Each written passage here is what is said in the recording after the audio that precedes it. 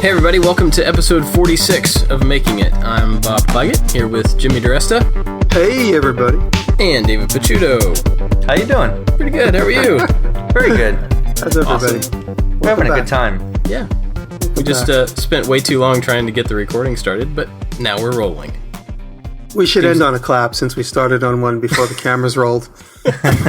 We did a clap to sync everything, and it didn't work at all. And it didn't work. Yeah. Time delay. So, what are you guys up to? What are you working on? This week, a few days ago, I was inspired by Jimmy, and I took a bookbinding class. Oh, right on. How's that? At a local art store. It was kind of a beginner's bookbinding where it wasn't a hardcover. So we did like two soft covers. We did like one was like an accordion style, and then the other one was a stitched, and it was really fun. There's going to be an advanced class coming up. I think I'm going to take it. And it was really fun, and I really want to do more classes at the art center, so I'm gonna definitely do that. Can I ask, was the bookbinding teacher very uptight? Funny, she was, but because the reason why is because there was in a good way. No, there was this other dude in the class. Hopefully nobody else listens, because there's only one other dude. The rest is all females. So if anybody listens, they're going to know exactly who I'm talking about. But this person had done this before. And so he was correcting her, or he would be like, that's not how I would expect to do this. And it was just, I was like, oh, come on, guys. Live trolling. That's what that is. Yeah, live trolling. We're just trying to have fun.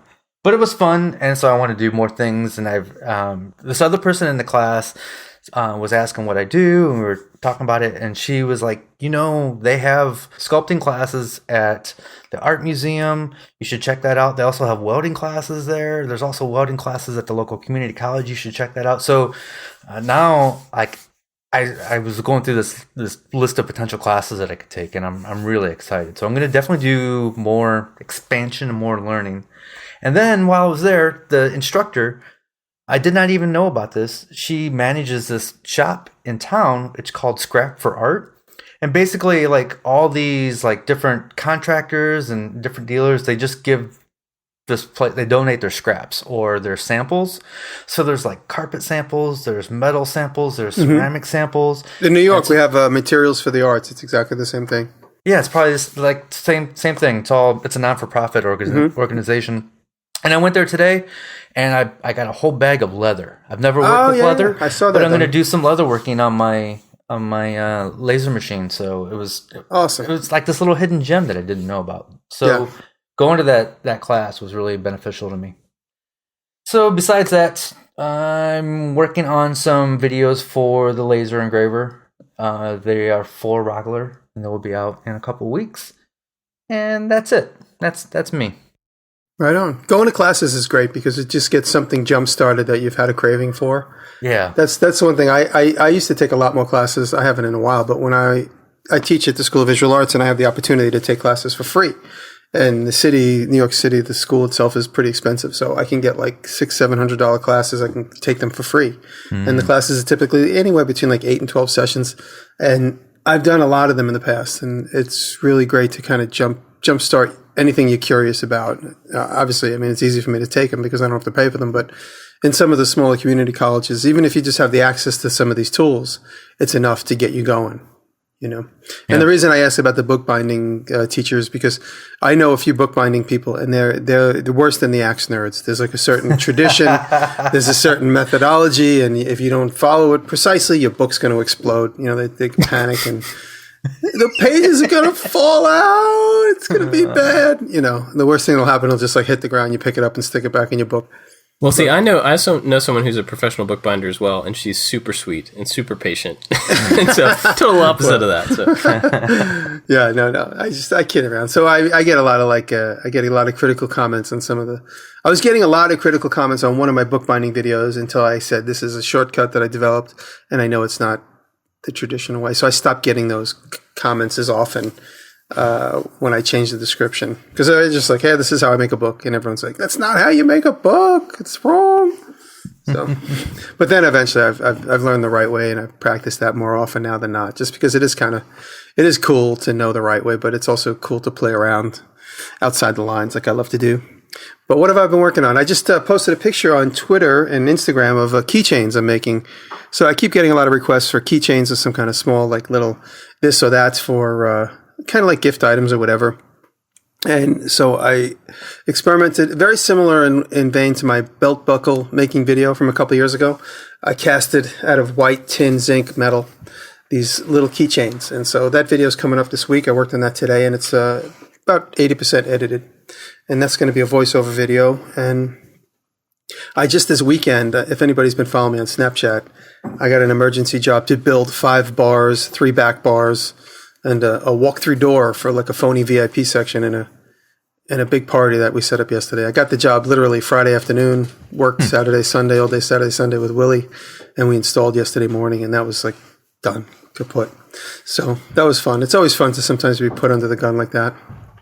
So I did that, and so after that stressful, hardworking weekend, it was nice to just kick back and play with this video, take my time in this video. So I'm doing that, and ice picks are done. I finished them last week. I was waiting on packaging, so now I'm going to deliver them to my guy who's going to mail them out. So by this time, when this airs, they will probably begin to be going in the mail.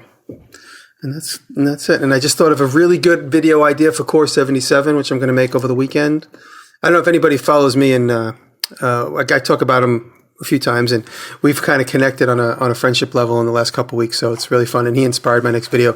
I talk about him, Mr. Pete. He's the old machinist from Illinois, and he just did a little shop tour video, which inspired my next video for Core. I'm going to make a drawer that goes under my lathe.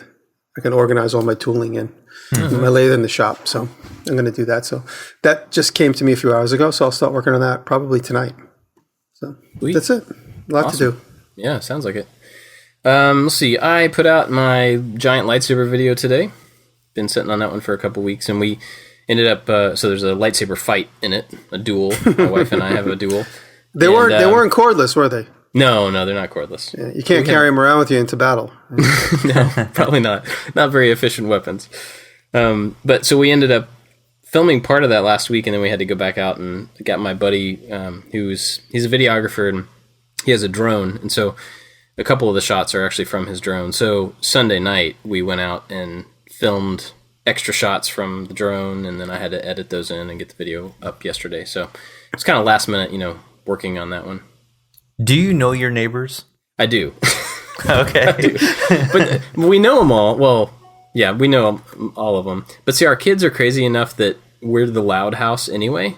And so, they don't think too much that we're crazy. But the funny thing is, we were out there filming. We were trying to get the drone shots done because it's kind of a loud thing. It's out there just making this noise. So we were trying to get them done before like 8 o'clock so that we wouldn't bother anybody. And so we're out in the yard. The kids were inside watching a movie. We're out in the yard having this lightsaber battle. There's a drone which has lights on it, and it's flying around over us and everything. And the neighbors right to the next of us come driving up with guests from out of town, like a whole other family. And they all got out of the car and just stood there in the front yard just watching us. And finally we yelled to them, and they came over, and they thought it was awesome, and we ended up I thought you were going to say they pulled out their lightsabers and it was on. Super battle. No, it was really funny though, and they're good sports about everything, and so yeah, we had fun. But so I've been kind of last minute working on that to get that done and up, and still working on the arcade machine. But I've kind of come to the realization that it's going to take longer than I thought to get the video portion of it. Like, even though the build is almost complete physically, getting the video cut down to something that's worth watching, by people is going to take a little extra time. So I'm having to come up with a couple of small projects to put in between so that we can work on the video, and get it all. And we're trying to do the plans and the video, multiple videos all, so I can have it all done at one time and just release it all, and everybody can. Are you going to do a series, or are you going to do 2 or 3 or 1? I think it'll have to be at least 3, maybe 4. Oh, wow. Yeah. Okay. And that's a combination of there'll probably be 1 or 2 that are the cabinet build, and then one that's like the painting and the graphics and the kind of finished trim work, all that stuff. And that's then cool. One that's all the electronics and installation and getting all that working. Does sound like good break points.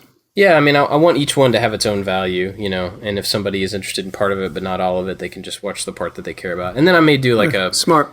a single wrap-up video that's kind of an overview of the entire process. Oh, yeah. You know, so I like that. if somebody wants to just jump in and kind of get a bird's eye view of the whole thing. Because it is turning out to be pretty big. So Sweet. And it's in my way. It's taking up my shop while I'm trying to do these other small projects. yeah. I'm like having to, like scoot around it and stuff and make sure that the camera works. You should do a wrap up, then put it outside and blow it up. Yeah, that's true. But that didn't get the laugh I was hoping for. Well, I don't want to blow it up.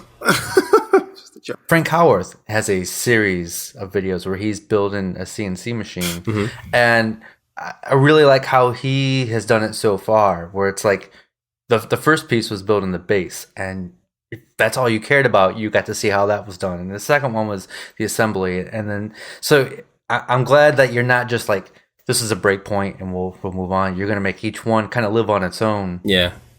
I think that's the only way it'll be valuable, Totally. I mean, because I can imagine that some people are not going to be interested in the entire process, but some people will be. So we're trying to figure out the guy that I've talked about that's helping me edit now and stuff. We're working real closely to try to make the projects start to finish before the filming, to plan ahead what they're going to be and how they're going to look and what they're going to do.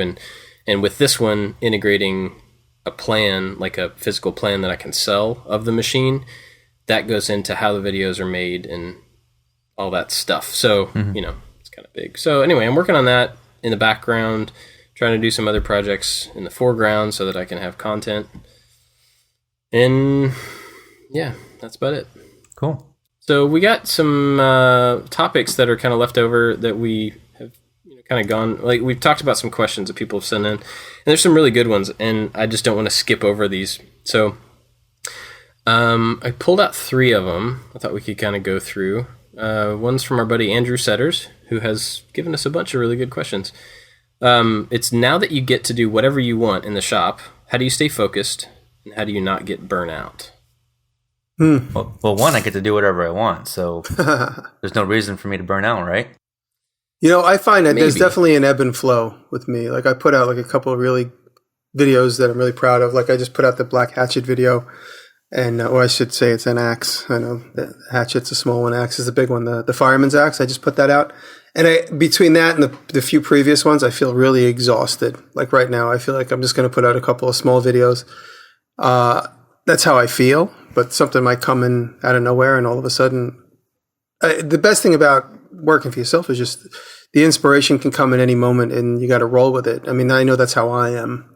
So I'm very spontaneous. Like 1 minute, I won't have any plans for the next 20 hours, and then all of a sudden, I'm totally in depth in like a video that I'm super charged about.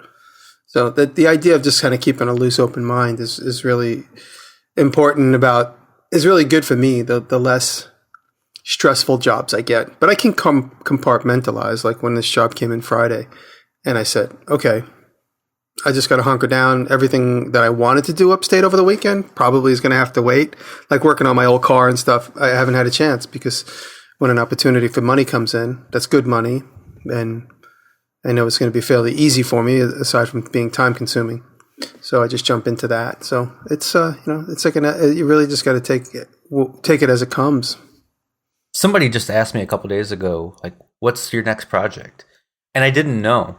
I was like, you know what? I'm not really sure. And I got this weird look from them, kind of like, how are you still able to put food on the table if you don't even know what your next project is? Yeah. But I like to keep crazy. it loose. Like there's 20 projects that I want to do. I just don't know which one my next one is. And so it's whatever one inspires me the most, or whichever one fills a commitment that I already have. Yeah, I'm finding that is kind of a weird thing for me, where I have commitments that I have to fulfill to put food on the table, right? And they're usually pretty loose, but they're still commitments. And then I'm also running into the not being burnout, but being out of time. Where I want to make this and this and this and this, but there's just not enough time for me to make all those, because they take too long, and I've got like kind of a self-imposed video schedule. And so there's this thing where there's stuff I have to do, there's stuff that I want to do that's going to take longer than the amount of time that I have to put out content, and so I have to come up with other things that are not fulfilling a commitment, but they're also not things that I really, really want to do, but I have to do them to have content in the meantime. You know what I mean? Mm-hmm. It's kind of a weird... So I'm not getting burnt out, but I am feeling the kind of weight of like I have to produce something, even if it's not the thing that I'm really jazzed about. Like the arcade, yeah. I would love to just be able to focus on that, do that, but there's no way I could get that done on my schedule. So there's been a few times where I just check out. You know, yeah. I mean, I think we've all noticed among all of us where we just decide to just take a couple of weeks off just because we need to catch up. You know, even if it's just personal stuff and taking care of, you know, going to the doctor, all these type of things that just suck up time. And you know, you try and nail down a video schedule. I've been pretty good with every Sunday, but you know, I could foresee in the not too distant future I need to take a break from that just because there's so many things that are backing up. Yeah, I'm feeling like I'm probably going to have to at some point take a little mini vacation on my schedule as well. I think how I avoid burnout is I'm always trying to do something a little bit different or learn something new. So I got some videos coming out, you know, over the next couple months that don't even have any woodworking in them. You know, I was talking to you guys earlier, like I'm working on the sculpture video, and then doing that bookbinding class. I got a couple ideas to, you know, maybe some sort of like wood hardcover book, and so I want to use these other things to just keep the creativity going and the juices flowing. So I'm not doing this. Yeah, avoid doing the same thing over and over and over again. And I honestly, I mean, I'm thinking in terms of burnout. I just get burnt out from life, not necessarily from the shop. And what burns me out is I try and keep a notebook of a list of things. We've talked about this, but the idea is like every time I look at the book, I'm like, oh, I forgot that. Oh, I forgot that. Oh, I forgot that. You know, that's kind of where I start to get burned out. Is where, like yesterday, I had to go bring packages to FedEx. I hate doing that. It's like in the middle of everything, you gotta you hear the brake screech and you gotta go fill out a FedEx slip and go wait online. And, you know, David helps me with that sometimes, but David was busy with other stuff. I didn't want to take him off of that. And so I went over and I had to go to FedEx, and, you know, that stuff is just annoying. Sometimes I use that post office run for me as like, this is my break. I'm going to take a break, and now I'm going to go to the post office. Maybe I'll pick up a bite to eat. You know, that's exactly right. Because I never leave the shop, but when I do, I have to kind of combine a couple of tasks. It's totally true. Yep. Well, the other part of that is how do you stay focused? So with those things, those like necessary evils of, you know, going to the doctor, going to FedEx, stuff like that. How do you stay on task when you do have things that you have? For me personally, it's just as long as I know that I have a deadline to meet, and I'm proud of my track record. I'm almost never been late on anything, you know, that I promised. So it's just a little personal commitment that I always just look forward and say, okay, this is the amount of time I need. Like for instance, this bar job I took this weekend. We woke up. Willie came up, stayed with me. Saturday morning, we got up. We had to go to Home Depot because the first few things I had to build, I had to get stain on them because stain had to dry for Monday afternoon. So I knew it's cold up there. It's, you know, the sun is hardly out. So I knew we needed as much possible time to let that Minwax stain dry. And thankfully, I got it on early as possible because it was still somewhat sticky when we brought it to the place. And I said, hey, you wanted these cold stains. I said, this is because you didn't put the order in Wednesday. You put it in Friday. And, which was all good and well, but, you know, just looking at the deadline and laying out your timelines, all these things help keep you focused, and just, you know, knowing you have a commitment that you have to adhere to. That helps me. Yeah. I mean, staying on task, I have to, because I have these commitments, and I have, I keep a task list of what I need to do. And if I don't do it, I have to rearrange something to fulfill my commitments. So deadlines always help with that. And my deadlines are usually I'm doing videos for Rockler, or I have a sponsor who's looking to have a video on a certain date or whatever. So I just keep a task list, a checklist of things I need to do. It happens more and more now where like all of a sudden I finish a video, then I count the days and I'm like, oh wait, tomorrow I have to start working on my make video. I keep thinking like I have an extra week off from there. I'm like, oh no, and now I got to start working on my core video. Then I have this video from my channel, which is partially done, but my channel always takes third seat to the other two because those are the ones that have set deadlines. I can modify my own deadline.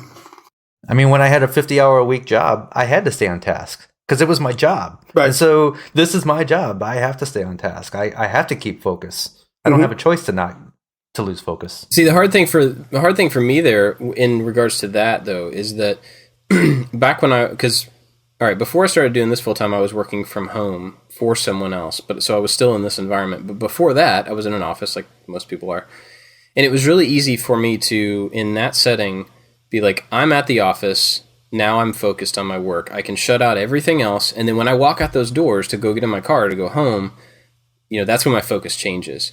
So then moving to working from home kind of had the same effect in that my home office was separate from the rest of the house. So when I went through that door, that was programming time, right? And I could focus very hard on like, this is what I'm doing. Then I like to make stuff, and it kind of messed up my focus for that job. But anyway, where I'm at now is it's hard for me, even though this is, my full-time job, like you said, and I have to stay focused on it, it's wrapped up in everything else. And the time that I need to spend on this stuff, and the time I need to spend with my kids, and the time that I need to spend, like the in the shop and the out of the shop work time, both of those different things, I have trouble keeping each one of those, giving each one of those their own time to have their own focus. I end up like just bouncing from one to the other all the time. And I don't know if that actually hurts productivity, but it feels like it does, where it feels like, I'm doing a little bit of computer stuff, a little bit of editing, a little bit of business stuff, and then I go get like 10 or 15 minutes of shop time, and then I have to go to Home Depot, and then I have to go, get the kids, or, you know what I mean? And so I have a little bit of trouble staying focused, not on getting the job done, but on one single part of the job for very long. Yeah. You know what I mean? I could see that. Yeah. I've said it before. It's like if you have all these different pieces, to make a metaphor, you have all these objects that you need to move to the other side of the property. I just move each one a little bit at a time, getting closer and closer to the deadline. So if I spend a couple hours editing, I usually never edit in the daytime, but once in a while I will, just to make sure that project has got a couple of hours under its belt. Then I go back, and if I have a cut list for a job I have to do, I at least do the cut list so that when I really have the time to focus on the assembly, I can, assume that other part is said and done. So, that's how I mix tasks a lot. That also helps me stay on my schedule, which, is another word for staying focused for me, staying on schedule. So I do that a lot. I mix up the tasks and just break up the job through several different jobs. And then one thing that Andrew said was, now that you can do whatever you want to do, and it's still not necessarily whatever I want to do. I still, I don't want to build 5 bars, but when the guy agrees to my price, I say, okay, I have to build 5 bars now because I can't say no to that, And so it is definitely liberating to be your own boss, but there's still a constant mix of things you don't want to do, mixed with the things that you really want to do that you get to do. I've been dealing with this lately.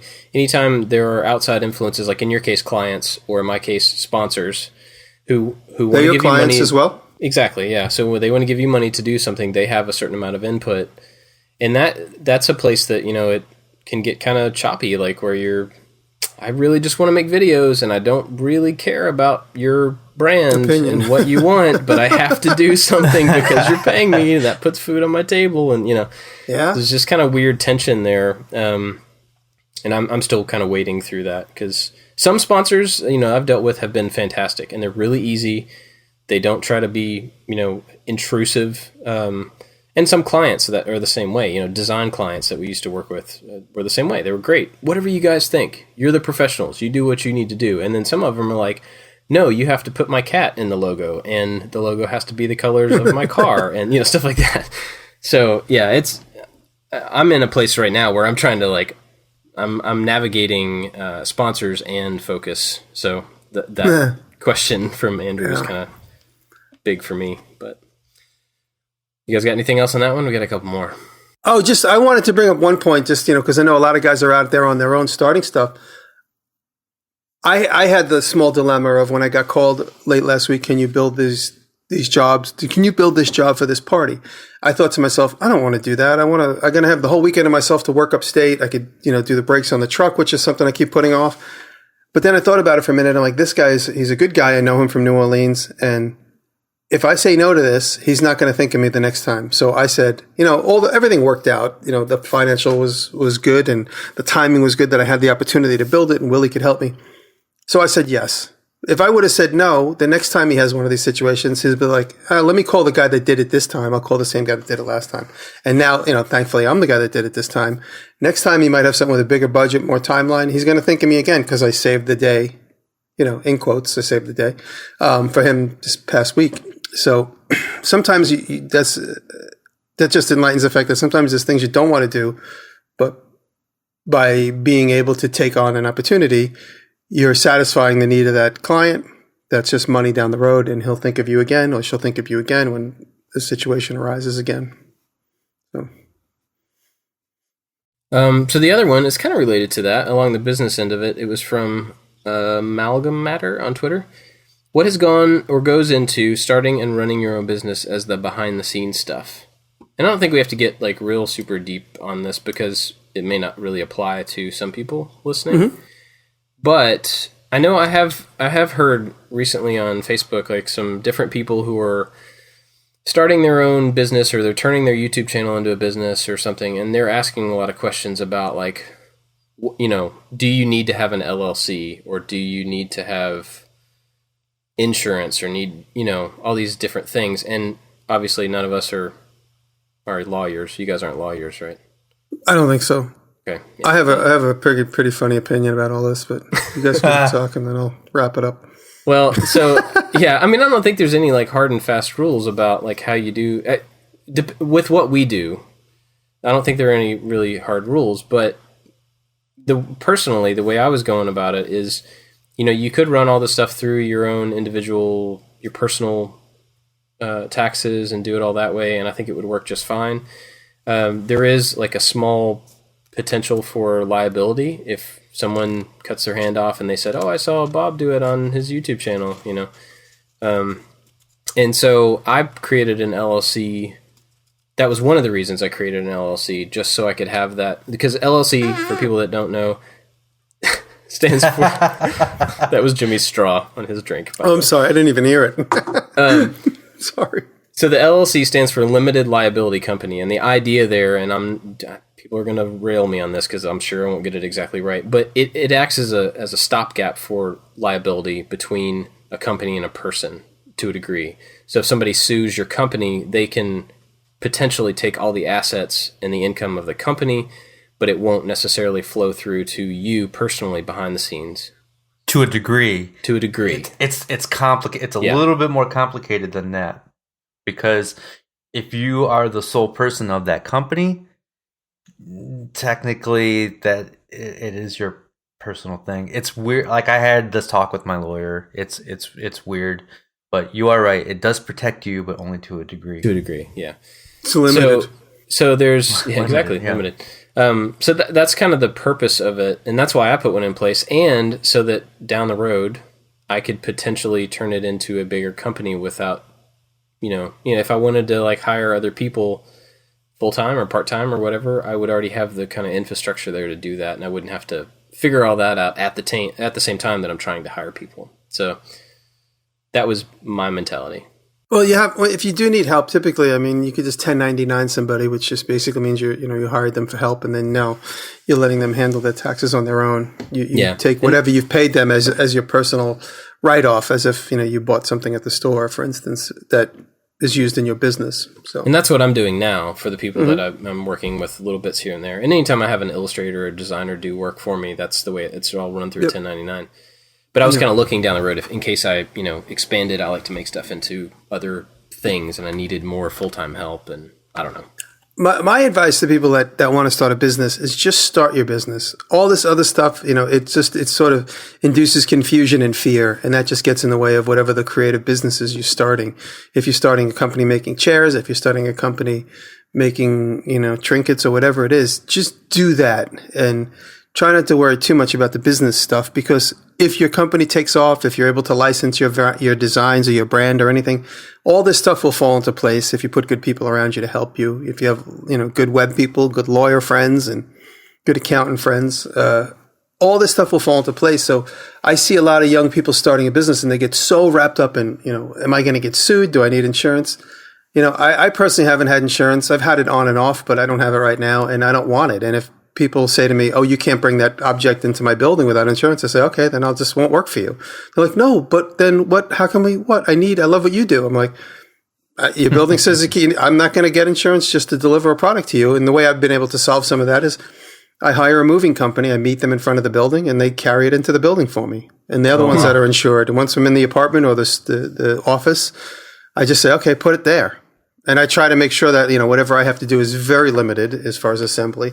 And that's it. So I don't have to, and then the client pays for that moving. There's we work in the Time Warner Center once in a very long while, sort of a reoccurring job that happens typically in January. And I've hired a moving company that has $2 million worth of limited, whatever, liability insurance in case like we chip the floor inside the building. But I just meet them there at the loading dock and they carry whatever it is I have and they bring it inside for me and I just follow them up in the elevator and I say, put it over there. And so that's a way where I don't have to lay out insurance and the client does because the client just hires this, exclusive moving company that moves art. But don't get too wrapped up in insurance and all this other stuff. And, you obviously got to keep your eye on the bottom line if you have mortgages and children to take care of and stuff. But, these things will fall into place as your business grows. Just focus on the creativity.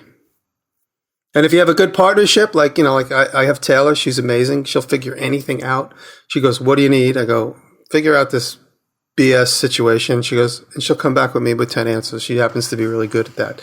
So, if you have a good partner in life that could help you with that's also a really good asset. Yeah, I personally stay away from all the businessy type stuff. I have a lawyer and I have a tax man. That's me too. The lawyer set up the business. You can do it on your own. I did not care to do it. To me, it was worth the money. Plus, I have my friend is my lawyer, so I get a decent discount. And then I have my tax guy, and I talk to those two people when I need to. And as far as bookkeeping, I have online software where all my accounts are linked to it. So it's for the most part pretty hands off. Every transaction is digital through a credit card, online, and it goes into the bookkeeping software. Every once in a while, I have to go in and I have to categorize different payments and different purchases, but that's all I do. I still like writing checks. Everyone's like, "What's wrong with you?" I like the tradition of sitting down. I put on news radio and I get a fresh cup of coffee and I sit down and I write my checks out. And I have like an inkwell and I have a feather pen that I write my checks with. That last part was a joke. I had somebody do some motion graphic work for me, and they sent me a bill, and I was like, okay, I don't have I have a checking account, but I don't have checks. And I was like, do you take PayPal or any kind of digital payment? And he's like, no. So I had to go to the bank and get a counter check just to pay this guy. Yeah, it's funny. I'm making my ice picks through an old toy business friend of mine. He's making, well, we're not in production yet, but he's handling my Hong Kong made ice picks. And he says, oh, I need $500 for a piece of tooling. I'm like, all right. I go, I can PayPal it to you right now. Which address? He's like, oh, I don't take PayPal. I'm like, well, how do you want me to pay you? He's like, you got to wire transfer it. I go, wire transfer? They still do that? I go, give me a break. There's Venmo. There's all these other things. He's like, no, we got a wire transfer. So I went to the bank and the bank's like, well, since it's your very first wire transfer, it's free. But after that, it's so many dollars. I ended up wire transferring him $500 and the bank charged me $50, which was supposedly my free version of because I think they just don't want anybody to do it anymore. So that was his way of saying, we'll do it, but we don't want to do it. So I ended up sending him $500 and the bank took $50. So $550. And I was like, dude, I could have just sent this to you in 2 seconds if you just open a PayPal account for your business. So like you were talking about the online software for banking stuff. I use QuickBooks. And that kind of like you're saying, it just keeps all the multiple accounts in one place, keeps a transaction log. I can send invoices to clients from there. I can see when they've viewed the invoice, even if they haven't paid it. So, stuff like that. So a piece of software like that can be really handy to kind of help you keep all that stuff in one place. I bought all that, and then this is how long ago I bought QuickBooks. I went to the Mac store, I bought it all because my accountant said, "Get it." This is years ago when it first came out, and my bank wasn't online yet. My bank's like, "Oh, we don't hook up to that program yet." It was Washington Mutual, so that put like a kink in my plans, and I just haven't gotten back to it. Maybe this year is the year I start doing that again. So one of the cool things about that is that, you can link up your bank accounts to it digitally like that. But also my accountant, who I've used for multiple businesses over the years, for a lot of years, you can give your accountant access to your QuickBooks file and directly from the web interface. And so at tax time, like, I don't have to do anything. They have everything they need. I got to do that this year. Access. So there are a few things like that can make it a lot easier when it comes to those times of the year. Another thing, you were talking about having your own lawyer. I don't have my own personal lawyer, but I have set up a couple of businesses over the years through LegalZoom, and that's worked out really well for me because they do a lot of the, they do all the paperwork for setting everything up, and it's a fixed rate and it gives you the state and the county filings and does all the stuff. So you don't have to research, like, did I get this form right? Did I get that form right? But you're not paying what I assume you would pay if you went to a specific single lawyer or a single firm and said, do the same work for me. Because they kind of give you a discount because they have a mass of lawyer type people to do work. So I think you get a discount on that stuff that way.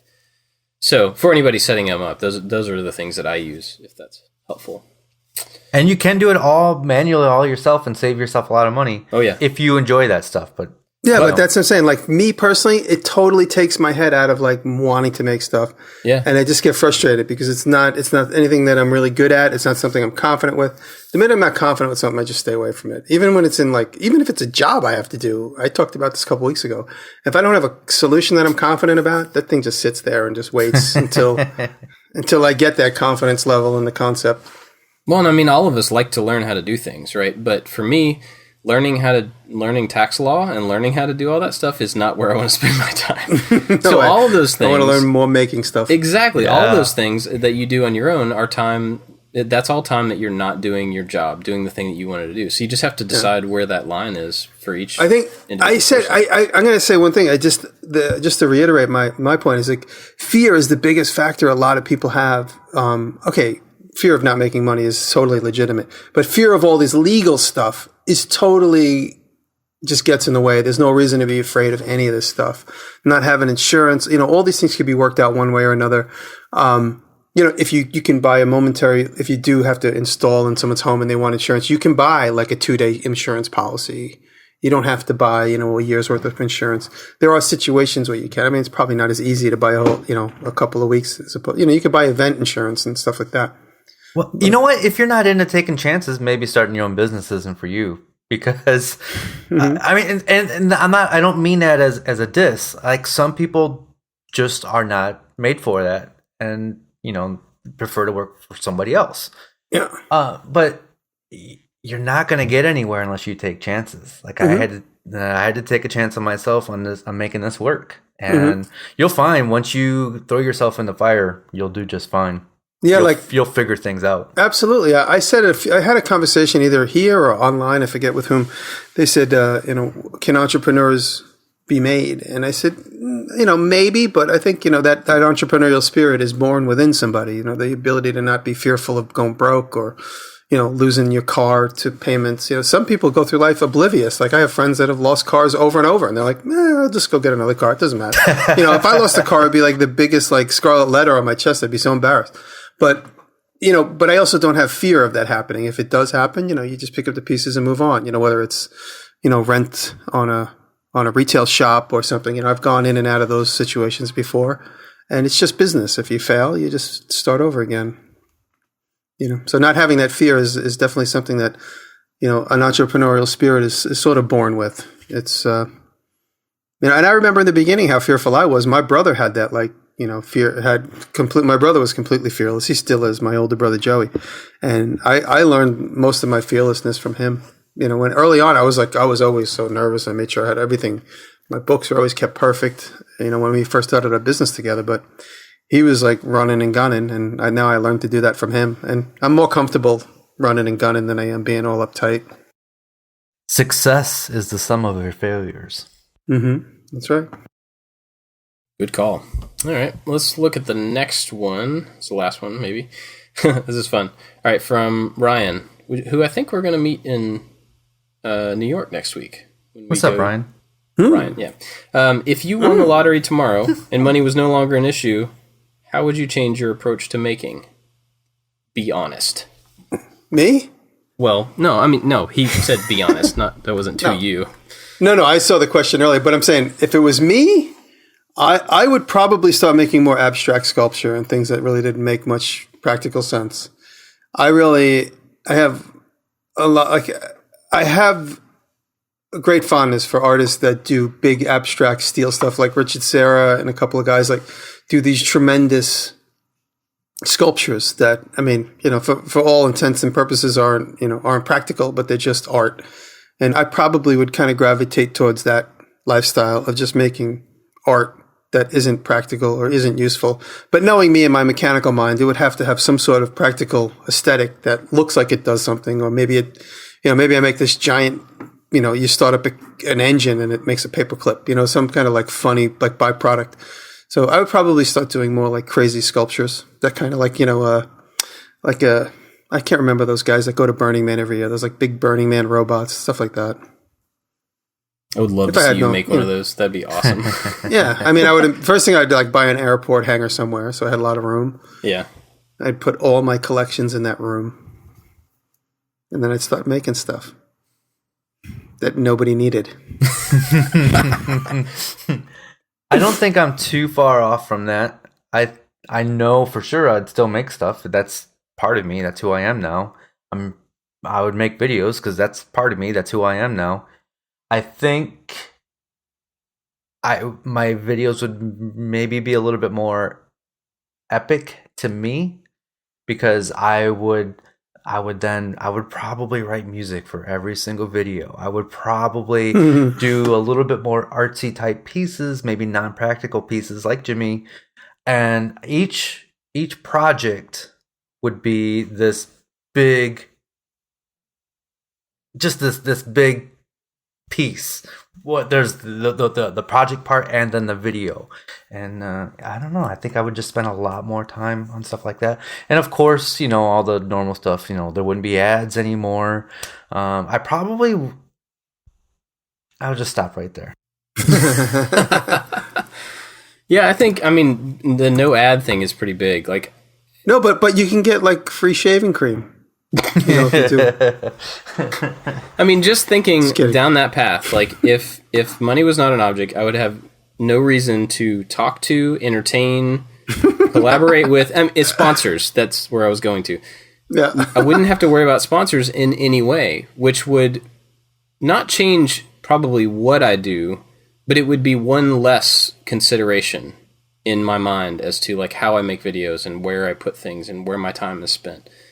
And I think that would be really freeing. I would also probably just be a little less concerned with, the final outcome. I think I would experiment more, because the future of my life wouldn't be as dependent on what I'm doing this very moment as it is now. You know what I mean? Obviously, I would buy a bigger space so I had some more room. Oh, yeah. And I think I would immediately jump to hiring a film crew, that were not a small crew, but, a camera operator, a sound person, getting a couple of designers and editors on full time. And I think the production value of my videos would just go through the roof overnight. Jimmy, would you do the same? Absolutely. I would just, make crazy stuff. As far as the crew. You saying would I enlist a crew to make? Yeah, would you want to hire a film editor, videographer, and honestly, if I was a millionaire, I wouldn't talk to anybody but Taylor. I probably wouldn't talk to one other person. Everybody else would have to talk to me through email. Wow, thanks. No more podcasts. Nice knowing you, Jimmy. I would have to type it in. You'd have to read it. I would sound like the guy, the astrologer guy that sits in a wheelchair. What's his name? Stephen Hawking? Yeah. Yeah, I would basically talk to everybody like Stephen Hawking. I would never leave the workshop, and only Taylor could bring me food through a slot in the door. That would be it. Yeah. You'd get all like Howard Hughes. Oh, totally. I would grow my fingernails out. I would never shave my beard. Amazing. Yeah. That went somewhere I didn't expect. No, I really would go kind of Howard Hughesy. I probably, wouldn't be that as OCD as him, but as far as like epic, like making things, and I would love that style of making things like on an epic scale. I'd get a giant, cool old mansion, and if it was dilapidated, I would leave it exactly like that because I like that style. There was this crazy mansion in Brooklyn. It was insane. I had dreams of buying it, and it was 10 years ago. They wanted $2 million for it, and it was completely dilapidated. And I had like visions of me living in that mansion and leaving it exactly the same and letting the grass grow all over the iron gate and just letting it go crazy and be the crazy old man that like opens the door to get the mail and slam it quick. Old man Diresta. But making cool stuff. Did you guys see that video that this guy sent out the other day on Instagram? What is he making in there? There's an old MTV video called "What is he making in there?" Did you guys see that? No. Somebody tweeted it to us, and maybe it was just me and David Welder, but I can't remember. Just Google "What is he making in there?" It was an old short film from MTV. It had the MTV monogram on it, and I remember it when it was out, like 20 years ago. It's just like a poem of a guy talking about what's going on. It's like when MTV was more artsy and it didn't necessarily have to make sense. And it's just like, it's a neighbor thinking to himself about what this guy's making in his garage. And he just keeps going, what is he making in there? So I would live that lifestyle of the guy who's making in there. Yeah, I would definitely make videos, but I would not enlist a crew. I mean, I've been on TV crews and there's just too many idiots standing around that do not know what they're talking about. Sorry if you're all my friends and you're listening. The difference there, though, would be you could be in charge. I mean, for me, I would be in charge of handpicking the handful of people that were there to work with. They'd only be the people that I want to be working with. That's a very good point, and that's a well taken point. And absolutely. I mean, I love working with Dave. Dave and I have a shorthand, and we work together so well. So I mean, I wouldn't excommunicate someone like Dave. And there are a few other people that I respect. Oh, he gets to hang around, but we don't. Nice. Well, you guys can hang out. Okay, sweet. Well. I would fly you in, Oh, yeah, okay. So you guys have nothing to worry about. You guys can bring your families and pets and everything. In your super Howard Hughes jet plane? Yep. Thing? But you'd have to fix up your own bedroom. It's probably all wallpapers peeling off and stuff. Bring your own sheets. If I was making more money at doing this, but I still depended on me doing this to make a living, I would love to hire a crew. If I was completely independent and money was not an object anymore, I would want to do it myself because that piece would be, the video would be part of the art piece. And I would want, it's just me being very controlling. I would want to have control over everything. And I want to be able to say, I did all of that and nobody else touched it. It wasn't tainted by somebody else's fingerprints. That's interesting because I would look at that exact same situation in a very different manner. I would want to have a crew of people, of handpicked people, so that I could be in full control of it. Because right now, like if I want to shoot a particular thing, I'm limited as to like, well, what's the best place for me to set the camera and then do the cut or do the thing. And so I feel like if I had someone else that I could direct and say like, okay, I'm going to do this and I want you to move the camera in this way around, I think I would look at it from that perspective but I understand what you mean. Interesting. Well, it's a good thing none of us have won the lottery. Yeah. And we all know that this podcast wouldn't exist anymore That's if true. one of us wins the lottery, huh? Yep. Well, no. You know what? I would sponsor it and you guys could come and live with me while we do it. Oh, okay. Yeah. All right. No, cool. I mean, I'm obviously being a little bit exaggerating, but no, I would definitely live a much more eccentric life if I had the money. And in an artful way, not in an antisocial way. Yeah. I mean, I think honestly, if I had, if money wasn't an option, I would move to a place like yours, upstate, Jimmy. I would get a farm, let my kids run wild on the farm, and like literally let them enjoy growing up, on the farm and in the woods. And I would love to have the space to let them have the space, and that would be pretty amazing. A lot of farm country down there in Georgia. It's not the same. I mean, I grew up in Kentucky, so that's when I think of like farm country. I think of those rolling hills and the just tons of grass, and that would be pretty amazing. But that's I don't know. It's weird that something like that seems, the grass is always greener. It seems like that would be amazing, but then I know people in Kentucky, friends and family that live in that environment, and they're like, "Oh man, I wish I had a bigger." I wish there was more to do here, or I wish I was closer to a big city or something. So I guess it's just a matter of. Yeah, here in Toledo, we hear a lot about there's not much to do here, or they don't like the city. And those people, I think they're going to have that same problem no matter where they are. It's like if you think there's nothing to do, it's because you are not doing stuff. Yeah, absolutely. Right? There's not enough time in the day to do the things I need to do. Yeah, that's the thought of somebody actually saying that they're bored, like they have nothing to do, that blows my mind. Every moment is full for me. Well, I don't think we should take on a whole nother question. So let's talk about what we're watching. What do you guys... So I watched this documentary the other day called Art and Copy. It is a PBS movie. I'm sure you can watch it on PBS's website. It is also on Netflix, and it's awesome. I come from the advertising world, and that's what this is about. So it really shows you the importance of advertisements and a good message and what a good advertisement is. And advertising changes your perception on everything. Even, if you're the type of person that just hates all advertisements, your world would be completely different if there were no advertisements, and not necessarily for worse or better. This is just a good documentary. Just watch it. Watch it. Last week you were talking about a book that you just started reading. Yes. And you said you might tell us more if you have gotten further in it. Have you read more of it? I have not read enough to give. It's really awesome. It is called Steal Like an Artist, and I haven't finished it yet. It's a really short book, so I promise to have it finished by next week, and I will give you my full recommendation. Cool. Then. I've heard a lot about that book. I'd love to get a good review of it, or hear if it's worthwhile. So.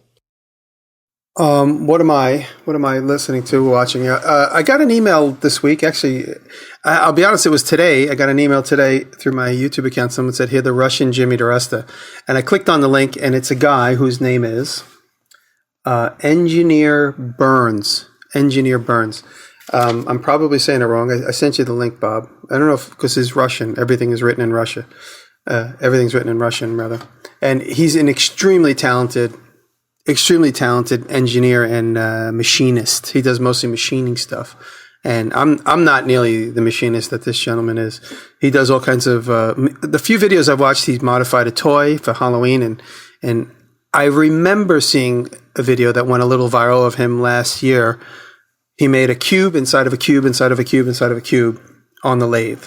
So it's pretty incredible what he did, and I remember seeing that video. So when this person linked me to it today, I immediately recognized that it was that video I saw last year. But he kind of boosted my branding a little bit and a little bit of my style, but I totally don't mind. I take it as a complete compliment, and maybe I boosted his. I don't know. I think he came after me. I assume it did.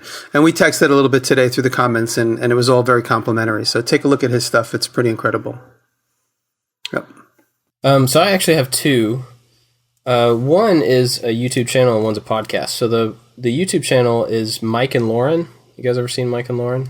Mm-hmm. Yep. So they are a couple, and they have a really interesting channel. It's like a mixture of financial stuff, like how to retire early and how to get out of debt and things like that, which is something I've been through, and so I've learned a lot of the same stuff that they talk about. So it's interesting to see somebody actually teaching that stuff in a accessible way. So there's that, but then also they do home things and how-to projects and all that. And then recently they're going to have a baby, so that's changing the way that their channel is going to go because it's going to have some more parenting stuff in it. And then they also just announced that they're selling their house and buying an RV, and they're going to drive all over the country and go to people and help them do DIY projects. and that's what their channel is going to become. So, and that's later on in the year, I think. But so anyway, I just want to give them a shout out because they're doing some interesting stuff, and it sounds like they're willing to, like we were talking about, taking chances. I mean, that's a pretty big risk, to take a brand new baby and live in an RV and go around and help people make stuff. So good on them, and I hope they come through Savannah because I want to teach the baby how to edit. There you go. So that's the YouTube thing, and the podcast is some buddies of ours that I just want to shout out to: Phil Pinsky, William Lutz, we've talked about, and Tim Sway.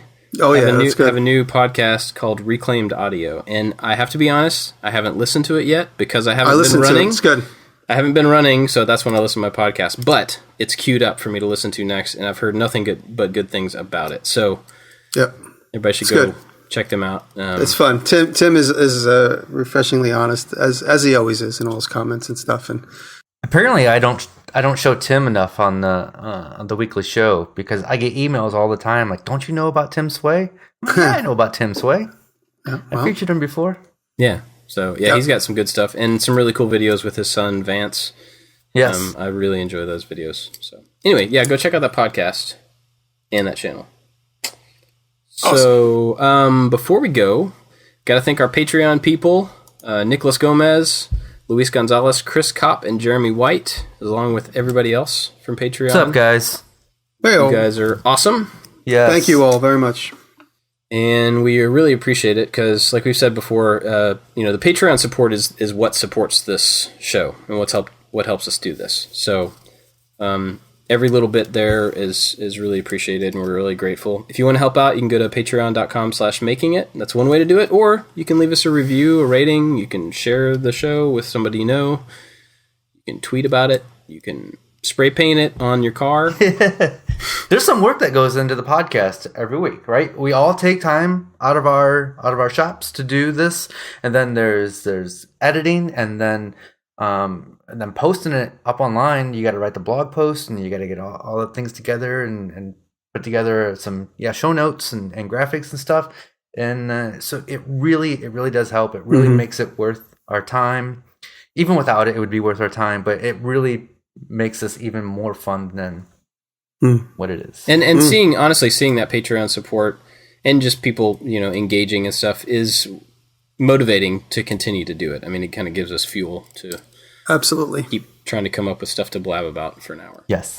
And I just want to especially thank Luis Gonzalez because he is constantly brainstorming with me through the text message, and he's got some really good ideas. So thanks, brother. He's like my my angel on my shoulder, giving me good ideas. So thank you. Good dude. Good dude. Well, that'll probably do it for us this week. If you are listening to this on Friday, then the next day we are going to be at Maker Faire in Rochester, New York. Mm-hmm. 3 of us on stage, and David Welder. We're all going to be talking about, I don't know what we're going to be talking about, but we're going to be talking about something. So let's talk about me. Let's talk about David. Right. The day's going to go so quick, so we really got to schedule time, David, just for you. No, I've been to these. I mean, we've all been to them, and we've been to California together. The day goes so quick, and there's, hopefully there'll be a lot of people to talk to and hang out with, and it's like a whirlwind. All of a sudden, it's like the whole day has gone by, and I've been meaning to go to the bathroom since like 10 in the morning, and I still haven't gotten there. It's like one of those days, and it's like 10 o'clock at night. Yeah, this would be my 3rd Maker Faire this year. They should put me on their payroll. Yeah, coming. Yeah, so we're doing that. We're doing a talk in the afternoon at some point. I don't really know when. But then I think even that evening after the fair, we're going to try to go to dinner somewhere. So anybody that's going to the fair and you're going to be around, we're going to be there for the night hanging out. So stick around, hang out with us. That'll do it for us this week. See you guys at Maker Faire, or we'll see you next week. Very cool. Bye, guys. Thank you.